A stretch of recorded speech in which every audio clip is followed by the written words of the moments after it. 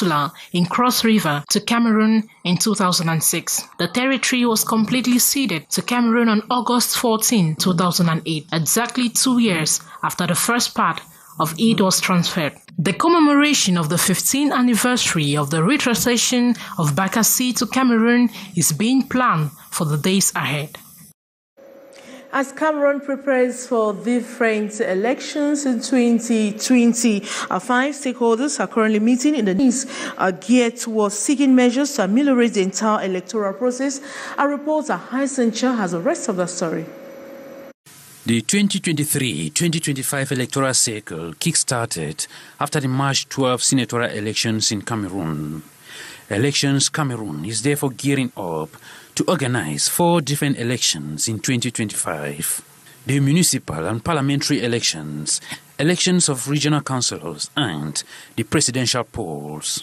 It is in this light that the multi-sector committee and national consultation platform responsible for putting in place a permanent platform of exchange between Elections Cameroon, ELECAM, and other stakeholders of the electoral process is launched this August 8 in Yaoundé. This platform, this committee is meant to be a working environment where all actors of the process will join together to look for the way forward in the management of elections in the country. And on the table for review are the experiences of previous elections to seek ways of ameliorating as they prepare for future elections with focus on ensuring a free, transparent and inclusive process. This under the strict respect of human rights as reiterated here by the United Nations Human Rights Commission. To make the electoral process something that contribute to advancing the country without compromising peace, inclusive development for all, including for women, for youth, and vulnerable components of the society. Presiding over the opening ceremony in the presence of sectoral ministers, the ELECAM board chair, Eno Abrams Egbe, urged all the different stakeholders to continuously chip in their contributions to foster the democratic drive in Cameroon, and by extension, paving the way for a free, fair and credible elections. And today, August 8, 2023, is observed as Martyrs Day, a day aimed at celebrating martyrs who fought through thick and thin for the independence of Cameroon. Unfortunately, some youths can barely recount or recognize some martyrs, some historical figures in Cameroon. This has been partially blamed to the casual treatment of such figures in Cameroonian schools. Hyacinth and students, journalists on internship, Paloma Sama, went finding out the place of such key elements in Cameroonian society. Via story.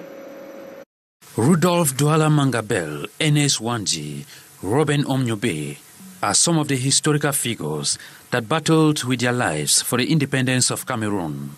And today, August 8, regrettably clocks 109 years after the killing of Martin Paul Samba, one of the national heroes, by a firing squad in Ebolova. The triggering point is the fact that most youths cannot narrate the story clearly given in their school manuals. Some cannot even list the names of these martyrs. The fact is that if you go through the books, the textbook that are used in school, you will find chapter, module concerning the national history and the figure,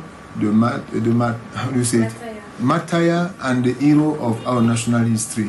So maybe all the books is not dedicated to that only one subject, because there are so many things to learn in history from primary to secondary school. But there are chapters dedicated to the presentation of the figure of the martyrs and the heroes of our national country. According to the president of the National Book Commission, the students get interested in subjects far from their historical background and end up with no nostalgia about the martyrs of Cameroon. Maybe it is because history, geography, civic education is not the main subject of the majority of students. They prefer to learn English, mathematics, physics, chemistry, and they neglect history. So if you find such students, it may be that they have not even bought the book of history, of geography. Educational experts reiterate that policymakers must review the curriculum to reflect the deep history of the country and other realities in different subjects. We have developed models who are not fundamentally important in human development. It is time for the government, intellectuals, colleagues and history teachers to remind their students about their history, all in a bid to define the type of citizens we want to be, that will master the history of Cameroon as a step towards building the country. And the erection of the statues of such heroes in major towns of Cameroon, the historian insists, can better teach the history to the young people. And the Social Democratic Front Party, the SDF, has paid homage to two brave historical figures, Rudolph Douala Mangabel and his secretary, Adolphe Ngoso. This is done on the occasion of the 109th anniversary of the assassination of the Sawa heroes. According to the SDF Honorable Joshua Osi, the week of martyrs should be perennial and be taught to future generations. Sally Sharifa completes that story. The memory of Rudolph Douala Mangabel and that of Ngoso have been honored by the first vice chair of the SDF, Honorable Joshua Osi. Far from politics, he came, laid a wreath at the tomb of these martyrs at Plateau Jos Bonanjo in Douala, a way for him to pay tribute to these two heroes who defended the sovereignty of Cameroon at the cost of their lives. They are the founding stone of our nation today. They gave their blood for what we know as being Cameroon today, and I think commemorating this day, the 8th of August 1914, that is making sure that we commemorate each and every year and remember the fact that they paid with their lives.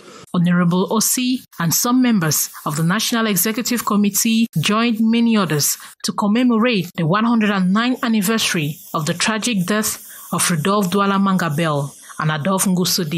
Initiated in 1936, this commemoration, known as Tete Kombo, will include a series of activities which began August 3, 2023. A national day of commemoration for all our martyrs, and I think the 8th of August is a very good day because it's a day, as you just see, every single 8th of August, martyrs still flow till today. According to Honorable Osi, the week of the martyrs should be perennial and made known so that the history of Rudolph Douala Mangabel and Ngoso be taught to future generations.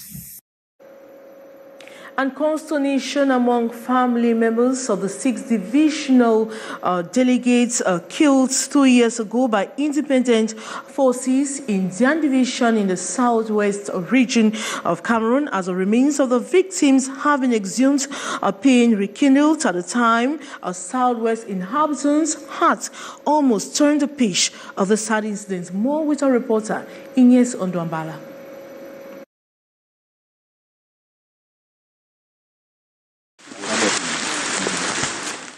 The 6 divisional delegates and service heads were all abducted in Misore village in Dian Division of the southwest region of Cameroon by armed men on June 2021. During the attack, one of the victims was murdered by separatist fighters. 2 years later, defense forces have discovered the area where they were buried, thanks to an ex-fighter who led the military to the discovery.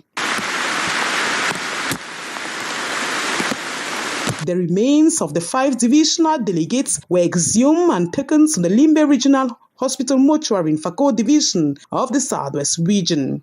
We have found the grave of the 5 delegates and we removed them from the ground. The next procedure is that we bring the remnant of the court to the in town, within the Imboya, so that the family can be handed over for morning ceremonies.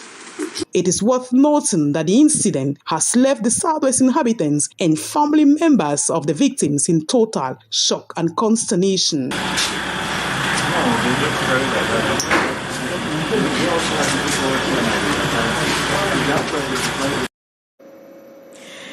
Scarves, pullovers, socks and jackets, boots, just like caps and hats combination, many in the nation's political capital, Yaoundé, have resorted to keep the body warm as they go about their daily activities. Survival tactics are disclosed to our reporter, Beatrice Ngamu.